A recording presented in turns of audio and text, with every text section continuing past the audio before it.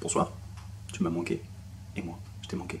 On va pas se mentir, si tu demandes à n'importe qui sur internet, un au pair, dans la rue, peu importe, comment progresser en anglais et comment t'améliorer, on va te répondre soit ça, pour progresser en anglais, Netflix ma gueule, Netflix, faut regarder la télé, comme ça que tu deviens bon. Soit ça, pour progresser en anglais, rien de plus simple, lisez des livres. Quelle question. Soit ça, pour progresser en anglais. Vas-y, tu sais quoi, tu vas prendre ta voiture, tu vas à la salle de sport, tu parles à tout le monde. Tu parles à tout le monde. Comme ça qu'on progresse en anglais. Et tout ça, c'est vrai. On va pas se mentir, c'est des choses qui effectivement fonctionnent. Mais à mon sens, sur mon expérience, il y a 3 choses à faire bien avant toutes ces étapes. C'est parti.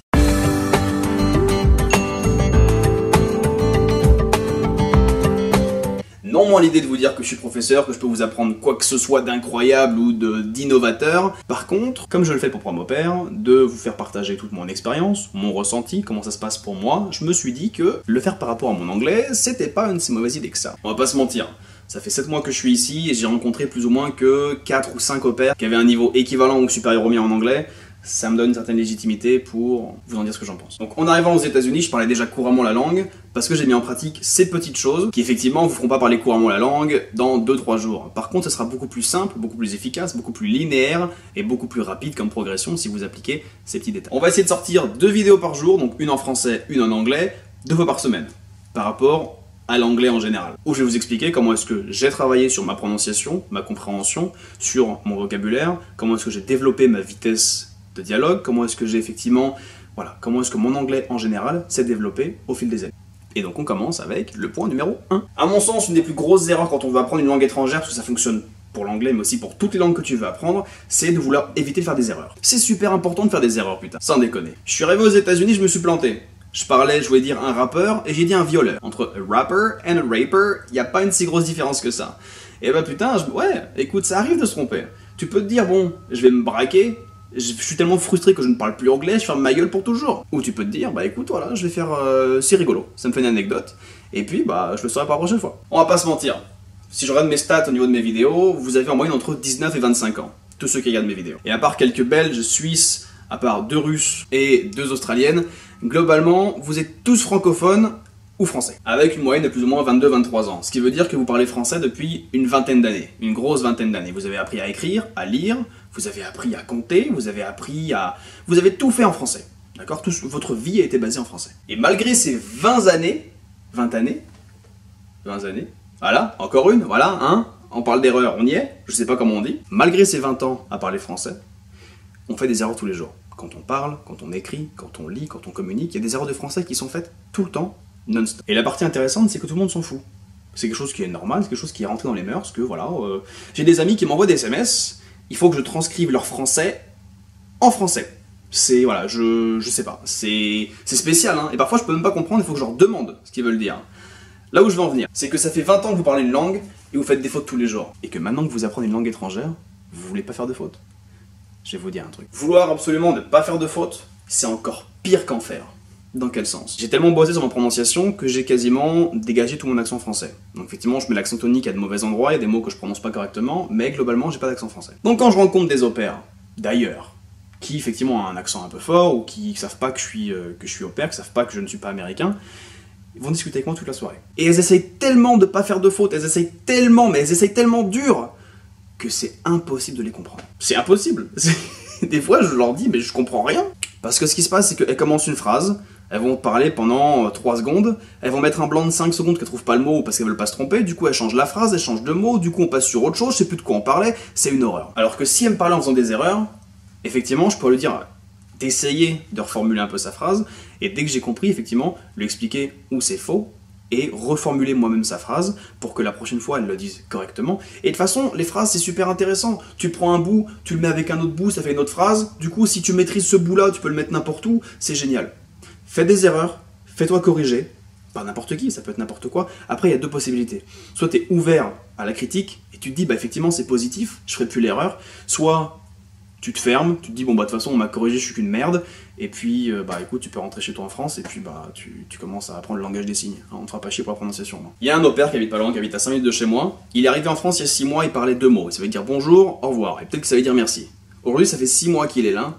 et bah tu le lâches au bar tout seul, il va parler toute la soirée avec n'importe qui, avec tout le monde. Alors certes, il y a eu une grosse progression par rapport à son anglais, mais ce qui est vraiment intéressant, ce qui est vraiment impressionnant, c'est qu'il s'en fout de faire des erreurs. Effectivement, quand il parle, c'est bourré de fautes. Il y a des verbes qu'on a rien à faire là, des mots qui on sait pas d'où ils sortent, mais putain, il peut parler toute la soirée avec n'importe qui. Et ce gars qui il y a 6 mois savait pas dire un mot, aujourd'hui, il a un niveau qui est oufissime parce qu'il est dans cette démarche positive d'être corrigé, qu'on lui dise qu'il a tort, qu'on lui dise que c'est faux, qu'on lui dise comment le faire. Et putain, sans déconner, en 6 mois, il y a une progression qui est tellement ouf que c'est incroyable. C'est incroyable. Donc vraiment, ma première recommandation, c'est de faire des erreurs. Je vous invite à vous tromper, je vous invite à accepter d'être corrigé, je vous invite à... Trompez-vous, faites des erreurs. La deuxième chose, et ça par contre vous y êtes pour rien, c'est juste l'école française qui pue la merde. Hein. L'éducation française sur les langues étrangères, c'est une merde, mais c'est incroyable. Je sais même pas comment est-ce qu'on peut être aussi mauvais, je sais pas. Globalement, on commence à apprendre l'anglais, on a quoi, 10-11 ans quand on est en 6ème, même si aujourd'hui ils commencent un peu plus tôt, vers CP, CE1, ils apprennent les couleurs, les numéros, bref, bon, tant mieux pour eux, hein, même si effectivement c'est pas super efficace. Mais globalement, voilà, vers 11 ans. Et donc, c'est la première fois que tu vas commencer à participer en anglais, à lire en anglais en classe, à avoir des exposés, à faire devant tout le monde, effectivement, t'es là comme un connard à ton tableau, et puis tu racontes ta vie sur un truc que t'as fait copier-coller de Wikipédia. Et je veux dire, c'est la première fois que tu parles anglais, et devant des gens en plus, donc qu'est-ce que tu vas faire? Tu vas prendre ton meilleur accent, tu vas faire de ton mieux, tu vas tout donner, tu vois. Tu vas rouler tes R comme t'as jamais roulé un R de ta vie, tu vas mettre une patate chaude dans ta bouche, tu vas faire des trucs comme ça là. Et globalement, dans ces cas-là, qu'est-ce que t'attends? T'attends un minimum d'approbation, t'attends un minimum de retour sur ton effort. Et la seule chose que t'as, eh ben t'as le pélo juste en face, il est mort de rire, t'as la gadji à droite là, elle en peut plus, elle pleure, t'as la cagole là sur la gauche, sans déconner, la meuf elle a pas compris un seul mot, du coup elle rigole de ouf. Et puis t'as le mec derrière qui a rien compris, qui est en train de dormir. Et toi, t'as fait ton mieux. T'as donné tout ce que t'avais en anglais et tout le monde se fout de ta gueule. Parce que t'as essayé de prendre un accent, que t'as essayé d'exagérer. Cette même personne, ce gars dont je vous parlais juste avant, il m'a dit, putain, quand je suis arrivé aux États-Unis, je voyais tout le monde exagérer l'accent et je trouvais ça dégueulasse.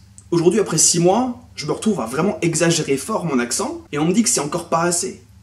Et c'est la vérité. Si vous essayez de le faire un petit peu, ça marchera pas. Il faut l'exagérer à fond. Bon, je vais essayer devant vous de prendre un accent britannique. D'accord, j'ai un accent très fort américain, on va essayer un accent britannique. Parce que je crois, à mon sens, c'est l'accent le plus exagéré du monde. Genre, tu te fous de ma gueule sur mon accent, tu te fous de ma gueule sur ma prestation, je te mets une claquouse, mon gars. Ok? Et j'ai une grosse bague. Hey mate, like some water, mate? Would like some water? I'd like some water, mate? Fais gaffe, hein. Pas de sushi pour toi, ils seront pas frais. Hein. Et du coup, ça paraît super exagéré, ça paraît surjoué, ça paraît... C'est comme ça qu'ils parlent. Sans parler de l'accent américain qui est aussi extrêmement surjoué, surtout dans certains états, on va pas se mentir. Ici à New York, le R à New York, c'est une catastrophe. Bon après, je vais rien dire parce que je l'ai. Hein. J'ai le même R super fort, super strong. Genre, en Grande-Bretagne, on dit there, right there, there. Et donc, ce qui se passe, c'est qu'au fil des années, comme je te disais, on se fout de ta gueule. Et donc, petit à petit, tu vas essayer de moins en moins.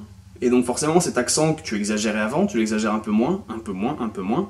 Et à un moment, tu te retrouves à « You speak English like this, and so you speak very good English, but no one can understand what you say. » Et le problème, c'est qu'à un moment, t'as 15, 16, 17 ans, tu parles comme ça, et que ton voisin à côté, il rigole plus.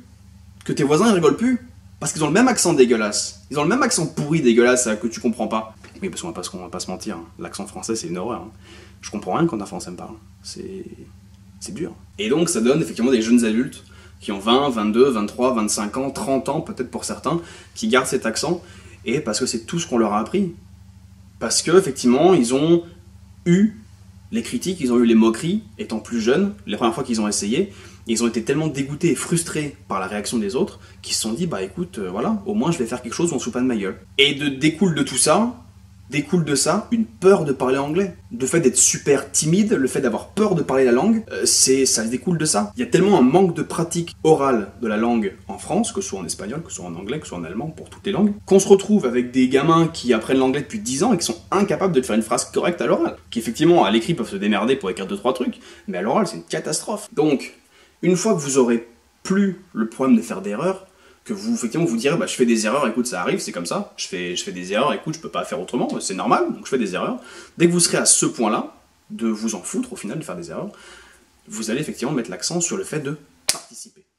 Alors là, il faut absolument que vous vous ouvriez vos bouches, d'accord? Il faut que les informations partent, même si c'est peu d'informations, même si c'est des informations qui sont pas correctement dites, même si pour vous ça sonne faux, il faut ouvrir votre bouche, il faut participer, il faut partager, il faut pratiquer. Et je peux te dire que quand tu n'auras pas peur de faire de fautes et que tu oseras ouvrir ta bouche, même si c'est pour pas beaucoup, Même si c'est pour donner ton avis rapidement, ou même pas forcément rapidement, si tu t'en sors pas, demander de l'aide, etc., reformuler autant de fois qu'il te faut, peu importe. Ce qui compte, c'est de participer, d'ouvrir ta bouche, de laisser les mots sortir, et plus tu vas le faire, et plus tu vas gagner en fluidité, et plus important, tu vas parler avec la personne, elle va te répondre, tu vas lui répondre, et il y a un truc qui va se créer dans ta tête, c'est que tu vas te dire « je parle anglais ». Tu vas te dire « bah oui, cette personne me comprend ».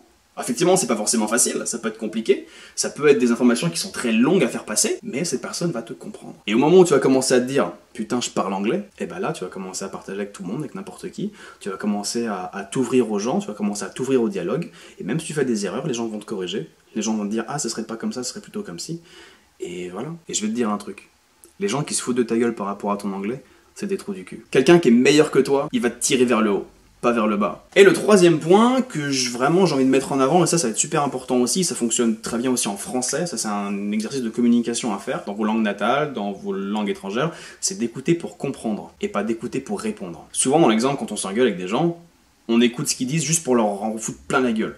On écoute à moitié juste pour répondre. On a déjà la réponse en tête, on attend juste d'entendre ce qu'ils disent et ils rebalancent. Et le problème, c'est que je préfère, dans une langue étrangère, écouter pour comprendre le fond, plutôt qu'écouter pour répondre à la forme. Ça paraît assez abstrait comme ça, mais la vérité c'est que déjà, si vous arrivez à comprendre le fond de la phrase, si vous arrivez à comprendre tout ce qui est dit, les verbes, toute la formalité de la phrase, comment est-ce qu'elle est créée, comment est-ce qu'elle est construite, si vous arrivez à comprendre tout ça, ainsi que le vocabulaire, tous les mots qui sont présents, ça veut dire que vous avez le vocabulaire et les capacités nécessaires pour utiliser toute cette phrase, pour utiliser tous ces mots, et vous les réutiliser un jour, ou même savoir utiliser la même phrase. C'est l'avantage de l'anglais. C'est extrêmement simple de parler en anglais. Les phrases se ressemblent toutes, le format de la phrase est complètement identique tout le temps, mis à part si vous avez certaines figures de style un peu différentes, mais globalement, les phrases sont toutes construites de la même façon. Donc vraiment, le point, à mon sens, le plus important, c'est d'écouter pour comprendre et de répondre pour expliquer. Et plus important encore, faites répéter les gens. S'il vous plaît, faites répéter les gens. Le nombre de francophones, le nombre de personnes qui apprennent des langues étrangères, et dès qu'ils comprennent pas ce qu'on leur dit, ils sourient comme des teubés et ils disent « ah oui, oui », s'ils voient la personne en face rigoler, ils vont sourire avec eux, ils ont rien compris. C'est dommage. Parce que vous perdez l'occasion, effectivement, de demander à la personne de répéter, de vous réexpliquer, d'apprendre peut-être quelque chose de nouveau, un verbe que vous connaissez pas. Parce que c'est vrai que si vous connaissez pas le verbe de la phrase, bah, vous perdez toute l'action. Et donc nécessairement, vous n'avez pas forcément la compréhension totale de la phrase et de ce qui se passe. Si vous pouvez apprendre un nouveau verbe, c'est toujours ça de prix. Ou peut-être que c'est un mot, peut-être que c'est un nom propre, quelque chose une référence que vous connaissez pas. Et ça, si vous faites pas l'effort, vous, de vous y intéresser, de vous dire « ah bah écoute, tu m'as dit un mot tout à l'heure, qu'est-ce que ça voulait dire ?» Vous perdez une occasion, vous perdez la possibilité d'en apprendre un peu plus sur votre langue, et c'est dommage. Donc voilà, globalement, ces 3 tips, forcément, c'est pas super utile si vous avez un niveau déjà assez élevé, avancé, c'est quelque chose que vous faites déjà normalement au quotidien. Mais pour des personnes avec un niveau un petit peu plus bas, qui effectivement galèrent un petit peu, qui ont honte de leur anglais, qui se disent faut pas que je fasse d'erreur, qui essayent absolument d'avoir un anglais vraiment bien construit, etc. et qui répondent au tac au tac juste pour répondre, etc. Ça peut vraiment vous être utile. Faites des erreurs, s'il te plaît, fais des erreurs. Putain, j'allais dire fais le... Parce que du coup, putain, j'ai plus le deuxième, j'ai oublié le deuxième. J'ai oublié le deuxième. N'aie pas honte de parler, s'il te plaît, ouvre ta bouche dès que tu en as l'occasion. Dès que tu peux, partage. Même si c'est pour dire 3 mots, absolument que tu les sortes. Et troisième, demande aux gens de répéter. Écoute pour comprendre. Prends le maximum d'informations que tu peux. Déjà, si tu mets tout ça en place, tu auras plus de facilité pour mettre toutes tes idées en ordre, pour effectivement utiliser au maximum tes capacités en anglais, et surtout pour prendre confiance en toi. Parce que c'est de ça qu'il est question quand tu parles une langue étrangère. Et pour beaucoup de choses dans ta vie, c'est d'avoir confiance en toi. Tu parles anglais. Toi, t'es là que je regarde.